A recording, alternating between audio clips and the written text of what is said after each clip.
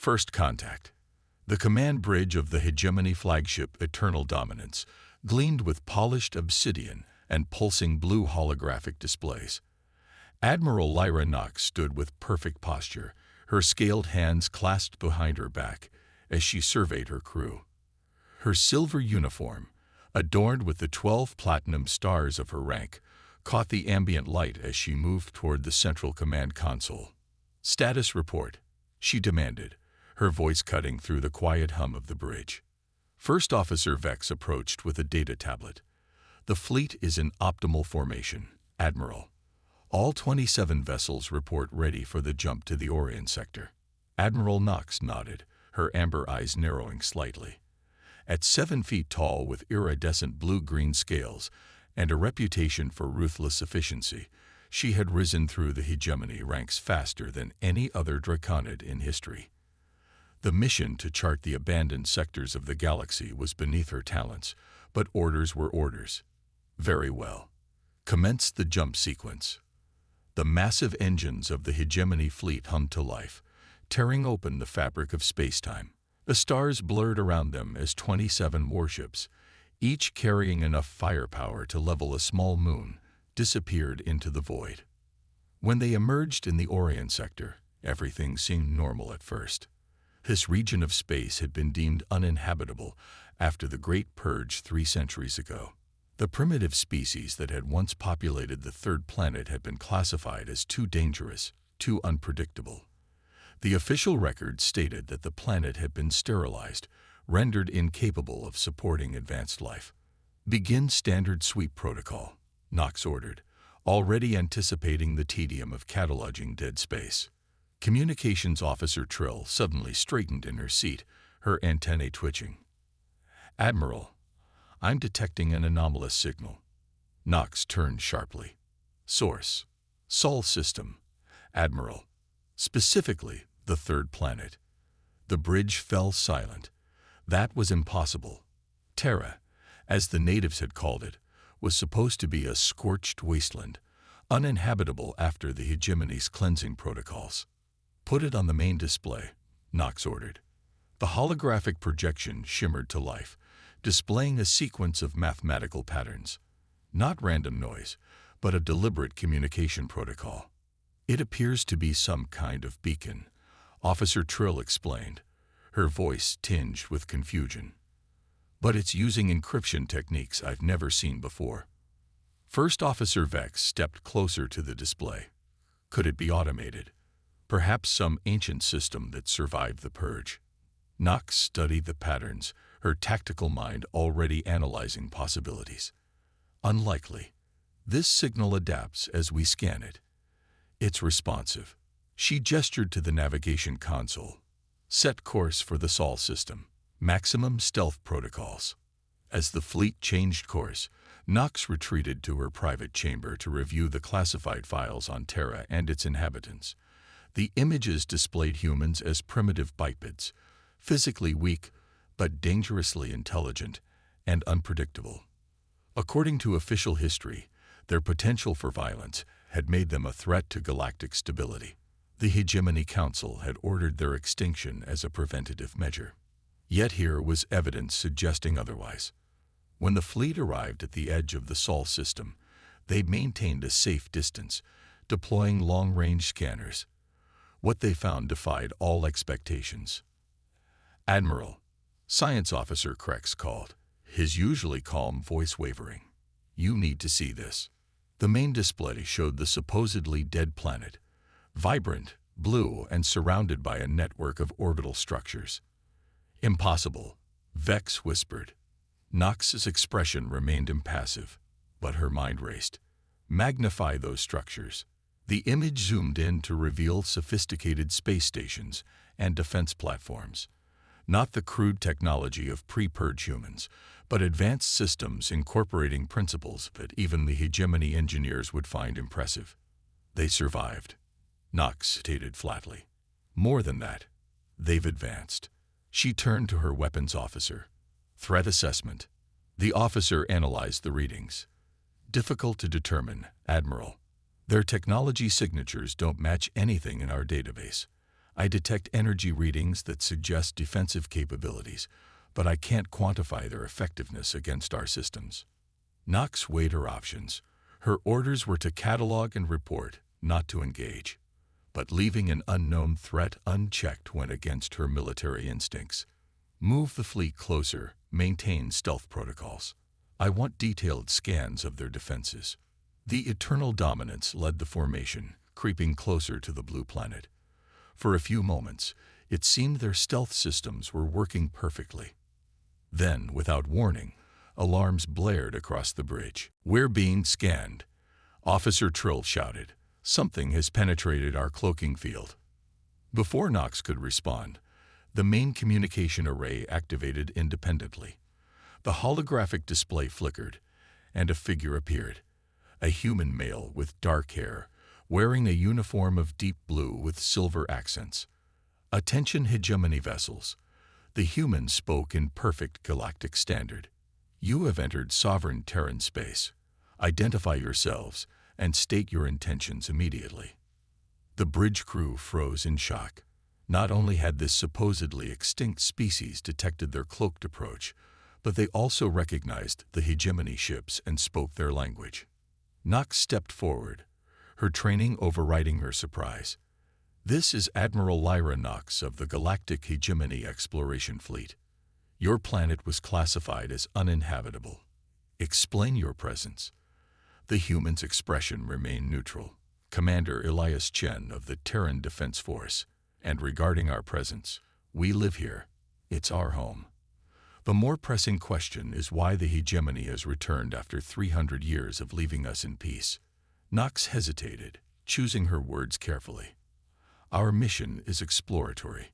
We detected anomalous signals and investigated. The historical records regarding Terra are incomplete." Chen's eyes narrowed slightly. "A diplomatic way of saying your records claimed we were extinct." He paused. "Admiral, we have no desire for conflict, but our defensive systems are fully activated.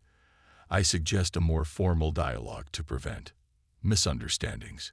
Before Nox could respond, Tactical Officers X called out, "Admiral, multiple energy signatures activating around the planet and its moon.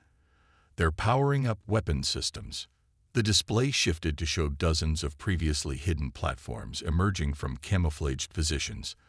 The tactical computer attempted to analyze their capabilities but displayed error messages. The technology was too unfamiliar for accurate assessment. "I assure you, Commander Chen, we have no hostile intent," Nox stated, evaluating the rapidly changing situation. "Then you won't mind if we escort your fleet to a designated diplomatic zone," Chen replied. "We've prepared coordinates for your navigation system." Data streamed into the ship's computer. Coordinates for a position near one of Earth's larger orbital stations. First Officer Vex moved closer to Nox. "Admiral, this could be a trap," he whispered. "We should withdraw and report to High Command." Nox considered this briefly. Retreating would be the cautious approach, but it would also reveal weakness. Moreover, she was genuinely curious about how this species had survived and thrived despite the hegemony's efforts. "We will comply with your escort, Commander," she announced. "But be advised that any aggressive action will be met with appropriate response." Chen smiled slightly. "Understood, Admiral. Your cooperation is appreciated." The communication ended, and Nox turned to her crew. "Maintain battle readiness, but take no provocative actions. I want continuous analysis of their technology and defensive capabilities." As the hegemony fleet moved toward the designated coordinates, smaller Terran vessels emerged to escort them. Sleek, silver craft that moved with remarkable agility. Nox watched them carefully, noting their formation patterns and the subtle energy readings that suggested shielding far more advanced than should be possible for a species supposedly isolated for 3 centuries. How did they advance so quickly? Officer Krex wondered aloud, examining the scan data. Their technological progression defies all developmental models. "Perhaps," Nox replied. "The historical records were wrong about more than just their survival." The fleet approached the designated meeting point. a massive orbital platform that somehow hadn't appeared on their initial scans. As they drew closer, its true scale became apparent. The station was at least 5 kilometers in length, with multiple docking bays and what appeared to be research facilities. "Admiral," Communications Officer Trill called. "We're receiving a transmission from the station. Commander Chen is requesting your presence for direct talks. He's offering to send a shuttle." Knox considered the invitation. Meeting face-to-face with a representative of this supposedly extinct species was not in her mission parameters. It was also potentially dangerous. Yet the opportunity to gather intelligence directly was too valuable to ignore. "Inform Commander Chen I accept. I will take a small security detail." First Officer Vex approached again, concern evident in his expression. "Admiral, the regulations regarding first contact scenarios." "This is not a first contact, Vex," Knox interrupted. "According to our own records, we've met this species before. We simply thought they were dead." She adjusted her uniform. "Besides, I'm curious to hear their version of history." The shuttle arrived, a small, elegant craft that docked with precision at the flagship's auxiliary bay. When the doors opened, 2 human security officers stepped out, followed by Commander Chen himself. Seeing the human in person was different from the holographic projection. Chen stood tall for his species, though still a head shorter than Knox. His movements were fluid and confident as he approached and offered a formal bow. "Admiral Knox, thank you for agreeing to this meeting. If you'll accompany us, the Council is eager to speak with you." "Council?" Knox questioned as she and her security team followed Chen back to the shuttle. "Yes, the Terran Defense Council. They govern our military and diplomatic operations." Chen gestured for them to take seats. "They have many questions about the Hegemony's return to our system." As the shuttle departed from the Hegemony flagship, Knox gazed out at her fleet. 27 of the most advanced warships in known space, now looking somewhat diminished against the backdrop of Earth's orbital infrastructure.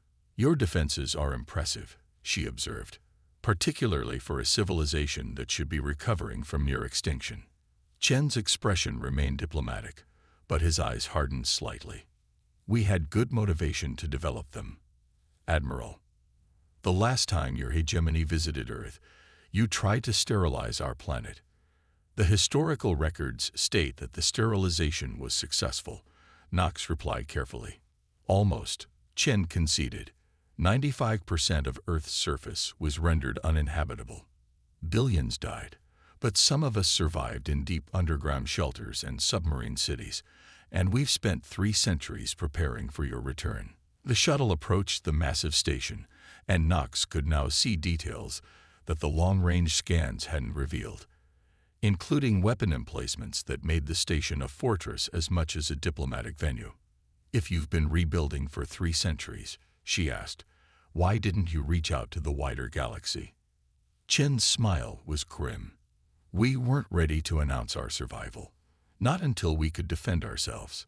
The shuttle docked smoothly at the station, and as the doors opened, Knox was greeted by the sight of more humans in various uniforms, watching her with expressions ranging from curiosity to barely disguised hostility. "Welcome to Sentinel Station, Admiral," Chen said as they disembarked. "The Council is waiting." As they walked through the station corridors, Knox observed everything with a tactical eye. The technology, the personnel, the defensive choke points. What she saw concerned her. This was not the infrastructure of a recovering civilization. This was the carefully designed fortress of a species that had been preparing for war for 3 centuries. And based on what she was seeing, they might be ready for it. The reckoning. The council chamber of Sentinel Station was a perfect circle, with 7 seats arranged in a semicircle facing a central podium. Admiral Lyra Knox stood at this podium, acutely aware that the diplomatic setting did little to mask the reality. This was an interrogation. 7 humans in formal attire studied her with expressions ranging from open hostility to clinical curiosity. Commander Chen stood to one side, his posture rigid. "Let the record show. announced an older woman with steel-gray hair and piercing blue eyes, that this is the first official contact between the Terran Defense Council and the Galactic hegemony since the Great Purge of 2742 Old Earth calendar. Knox noted the deliberate emphasis on purge. They weren't going to be diplomatic about history. I am Counselor Helena Varese, Chair of the Defense Council. The woman continued. With me are the representatives of Earth's 7 remaining habitable zones. We have questions, Admiral, beginning with the most obvious. Why has the hegemony returned to Sol system? Knox maintained her composure. As I informed Commander Chen, our mission is exploratory. We detected anomalous signals and investigated. The presence of an advanced civilization on Terra was unexpected. A man with dark skin and a pronounced scar across his jaw leaned forward. Unexpected because you thought we were dead. Counselor Marcus speaks bluntly, Helena interjected, but accurately. Your hegemony's attack was designed to exterminate our species. We'd like to understand why you believe we deserved extinction. Knox chose her words carefully. I wasn't alive during the events you describe. According to our historical records, the action against Terra was a preventative measure. Your species was deemed too volatile, too unpredictable for integration into the galactic community. The chamber erupted in bitter laughter. A convenient excuse for genocide. Counselor Marcus snapped. Helena raised a hand for silence. What the Admiral means is that humans were considered a potential threat, not because of actions we had taken, but because of actions we might take. Her eyes narrowed. Tell me, Admiral, does the hegemony still consider humanity a threat to be eliminated? Before Knox could answer, alarms blared throughout the station. Commander Chen's hand flew to his communication device. Multiple hegemony vessels breaking formation, he reported. They're powering weapons systems. Knox spun toward him. I gave no such order. The main display activated, showing the hegemony fleet. 3 destroyers had broken formation and were advancing toward Earth, weapons charging. Counselor Helena rose to her feet. It seems, Admiral, that your assurances of peaceful intentions were premature. This is not my doing, Knox insisted, her mind racing. Who would countermand her orders? Allow me to contact my fleet. After a moment of tense silence, Helena nodded to Chen, who provided Knox with a communication link.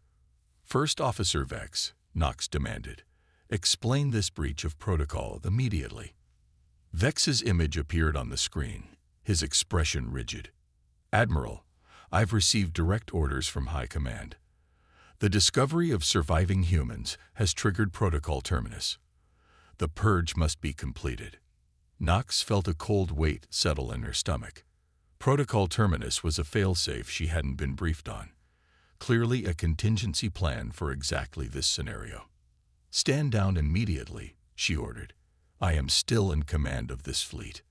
I'm afraid your authority has been temporarily suspended, Admiral. Vex replied without emotion. High Command believes your judgment may be compromised by direct contact with the human leadership. The communication cut off abruptly. Knox turned to face the Council, finding herself in the unexpected position of defending actions she hadn't authorized. I was not aware of these orders, she stated firmly. But I assure you. Spare us. Counselor Marcus interrupted. Your assurances mean nothing now. Commander Chen was receiving tactical updates through his earpiece. The 3 destroyers have targeted our major defense nodes. They're attempting to create a gap in our shield network. Helena looked to the other counselors, who nodded in silent agreement. Initiate Prometheus Protocol, she ordered. Chen hesitated for a fraction of a second, then confirmed. Prometheus Protocol authorized. The station's lighting shifted to a deep red, and Knox noted subtle vibrations through the floor. The station was reconfiguring itself. You should know, Admiral, Helena explained with grim satisfaction, that we've spent 3 centuries preparing for this exact scenario. Your fleet has no idea what they're facing. On the tactical display, Knox watched as hundreds of previously undetected platforms activated around Earth and its moon. The orbital defense network was far more extensive than their initial scans had suggested. First wave engaged, Chen reported. The 3 hegemony destroyers fired simultaneously, their energy weapons targeting what appeared to be key nodes in Earth's defense grid. But instead of impacting their targets, the energy beams seemed to distort and bend in space. Gravity lensing, explained a younger council member with a scientist's analytical tone. Your weapons rely on directed energy. Ours manipulate the fabric of space-time itself. Knox watched in professional astonishment as the hegemony destroyer beams curved harmlessly away from their targets, redirected into empty space. Before the destroyers could adjust their attack, dozens of small, nimble craft launched from concealed hangars on Earth's moon, swarming toward the hegemony vessels. Outrider squadrons, Chen identified them. Each pilot personally lost family in the Great Purge. They'd been training for this moment their entire lives. The Outriders moved with impossible agility, evading the destroyers' point defense systems and attaching small devices to their hulls. Within moments, the destroyer shields flickered and failed. Quantum disruptors, the scientist counselor explained, noting Knox's surprise. They create localized fields that temporarily nullify the fundamental forces your shields rely on. Without shields, the hegemony destroyers were vulnerable. The next wave of Earth's defense came from orbital platforms that fired not energy weapons but physical projectiles. Kinetic lances accelerated to near-relativistic speeds. They punctured the destroyer's armor with devastating precision, targeting engine cores and weapon systems. Within minutes, all 3 destroyers were disabled, drifting helplessly in space. This is merely a demonstration, Helena informed Knox coolly. We could have destroyed them completely, but we prefer to show restraint, unlike your hegemony. The remaining hegemony fleet had fallen back to defensive positions, clearly reassessing the situation. On the tactical display, Knox could see her flagship, the Eternal Dominance, moving to a command position, preparing to coordinate a larger assault. Your first officer seems determined to continue this attack, Helena observed. I suggest you convince him otherwise, or we will be forced to demonstrate our full capabilities. Knox studied the tactical situation with growing concern. The humans had concealed their true defensive capabilities until now, revealing only what was necessary to neutralize the initial threat. Strategic doctrine suggested they were still holding significant forces in reserve. Allow me to speak to my fleet, she requested. I need to explain what I've learned. Helena exchanged glances with the other counselors before nodding. Very well. But be aware that we're monitoring all communications. Given access to a secure channel, Knox addressed her flagship directly. First Officer Vex, this is Admiral Knox. The situation has been drastically misrepresented to High Command. The human defenses are far more advanced than our intelligence suggested. Continuing this attack will result in catastrophic losses. Vex's image appeared, his expression hardened with resolve. Admiral, my orders come directly from the Supreme Council. The human threat must be eliminated, regardless of cost. Their technological advancement only confirms the danger they pose. You've seen what 3 destroyers accomplish. Nothing, Knox countered. We have 24 ships remaining against an enemy whose full capabilities we haven't even seen yet. This is tactical suicide. The hegemony does not retreat, Vex replied stiffly. The hegemony also doesn't waste resources in unwinnable conflicts. Knox shot back. I'm ordering a strategic withdrawal to reassess. Vex's expression shifted subtly. I'm afraid I cannot comply with that order. Admiral, protocol terminus is absolute. If conventional means fail, he hesitated. We are authorized to deploy Omega-class weaponry. Knox felt a chill run through her scales. Omega-class weapons, planet killers. The kind that didn't just destroy civilizations, but rendered entire star systems uninhabitable. That authorization would require my command codes, she reminded him. Vex's smile was cold. Under Protocol Terminus, alternate authorization was provided. The weapon is already being prepared.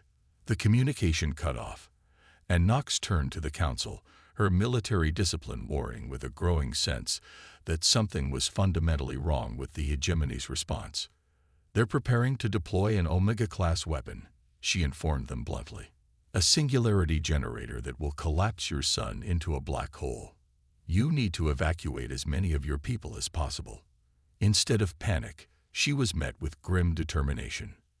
"We've been expecting this," Helena stated. "Commander Chen, initiate Thanatos counter." Chen activated a secure terminal, entering a complex sequence of commands. Thanatos counter active. All units in position. On the tactical display, hundreds of small objects detached from Earth's orbital platforms, accelerating rapidly toward the hegemony fleet. They were too small for weapons, too numerous for fighters. "What are those?" Nox demanded. "We call them ghosts," the scientist counselor explained. "Quantum-entangled drones. They can bypass your shields because they exist in slightly shifted dimensional space." Nox watched as the swarm of ghosts penetrated the hegemony fleet's formation without triggering any defensive responses. The ship's sensors couldn't detect them at all. "The hegemony isn't the only power that developed planet-killing technology, Admiral," Helena said quietly. "The difference is, we created ours purely as a defense against yours." The ghosts attached themselves to each hegemony vessel, including the flagship. For several seconds, nothing seemed to happen. Then, ship by ship, the hegemony fleet went dark. Engines, weapons, life support, all systems simultaneously failed. "Quantum field disruption," the scientist explained. "We've created a temporary dead zone that neutralizes all technology operating on standard hegemony frequencies. It won't last long, but it prevents the deployment of your Omega weapon." Nox stared at the display in disbelief. The entire hegemony fleet, the pride of their military might, hung powerless in space, neutralized by technology that shouldn't have been possible. "How?" she whispered. "How did you advance this far in isolation?" "We had motivation," Commander Chen replied grimly. "And we had something your hegemony overlooked. The remains of a crashed precursor vessel in the Antarctic basin. Your bombardment actually revealed it by melting the ice cap." The precursors, the legendary first civilization that had mysteriously vanished millions of years ago, leaving only fragments of their incomprehensible technology across the galaxy. The hegemony had spent centuries studying those fragments. "You reverse-engineered precursor technology?" Nox asked, the implications staggering. "Not entirely," the scientist counselor admitted. "Much of it remains beyond our understanding. But we learned enough to develop defenses against anything the hegemony might use against us." Helena stepped forward. "Now, Admiral, we've reached a critical juncture. Your fleet is disabled but not destroyed. We could eliminate them entirely, but that would make us what your hegemony accused us of being: inherently violent and dangerous." She gestured to the tactical display, where the hegemony ships floated helplessly. "Instead, we offer terms. Your fleet will be allowed to leave our system intact, carrying a message to your Supreme Council. Earth is off-limits. Any future aggression will be met with a response that extends beyond our solar system." It was a threat, thinly veiled but unmistakable. These humans had the capability to take the fight to the hegemony itself. "And if I refuse these terms?" Nox asked, more out of curiosity than defiance. "Then we keep your ships," Helena replied simply, "and send our message with technology instead of words." Nox considered her options. Her fleet was neutralized. The humans possessed technology that had rendered hegemony defenses obsolete. Most disturbing of all, they had developed this technology specifically to counter the hegemony, suggesting they understood hegemony systems better than they should. "I accept your terms," she decided. "But I have a question of my own. Why didn't you use these capabilities to strike against the hegemony earlier? You clearly have the means." Commander Chen stepped forward. "Because we're not what your history claims, Admiral. We don't seek revenge or domination. We want only to be left in peace, To develop our civilization without interference. Helena nodded in agreement. We could have launched a counterattack decades ago, but what would that accomplish? More death, more destruction. Instead, we focused on creating defenses so formidable that even the hegemony would think twice about attacking us again. As Nox contemplated this, the tactical display showed power returning to the hegemony vessels as the ghost drones detached and returned to Earth orbit. Your fleet has control of its basic systems again, Chen explained. Enough to navigate home. Weapons and advanced scanning capabilities will remain offline until you cross the boundary of our system. Helena fixed Nox with a penetrating stare. Admiral, when you return to your hegemony, tell them what you witnessed here. Tell them humanity survived not through aggression, but through ingenuity and determination. We don't want war, but we are prepared for it. As Nox prepared to return to her vessel, Commander Chen approached her privately. There's something else you should know, Admiral, he said quietly. Earth wasn't the only human world. Before the Purge, we had already established colonies beyond the reach of your hegemony. Worlds that have remained hidden, developing along their own paths. He smiled at her stunned expression. The galaxy is larger than the hegemony realizes, with more secrets than your Supreme Council can imagine. Perhaps it's time for a new relationship between our civilizations, one based on respect rather than fear. Hours later, as the hegemony fleet limped away from the Sol system, Admiral Lyra Nox stood alone in her quarters, watching the blue planet recede on her personal display. The mission had been a catastrophic failure by any military standard, yet she felt strangely uncertain about what had been lost and what had been gained. The humans had defeated her fleet without destroying a single ship or taking a single life. They had demonstrated technology centuries beyond hegemony understanding, yet claimed to want only peace. Everything she had been taught about this species contradicted what she had witnessed firsthand. As the fleet prepared for the long journey home, Nox composed her report to High Command. The official version would contain all the tactical details, the technological assessment, the strategic recommendations, but in a personal addendum, encrypted for the eyes of the Supreme Council alone, she included a warning. The humans are not what we believe them to be. They are more dangerous and less threatening than our history suggests. If we force them into war, it will not be a war we can win. The stars stretched into streams of light as the fleet entered hyperspace, carrying its humbled admiral and her uncomfortable truth back to the heart of a hegemony that would soon face a fundamental choice: adapt to a changing galaxy or risk becoming another chapter in its history.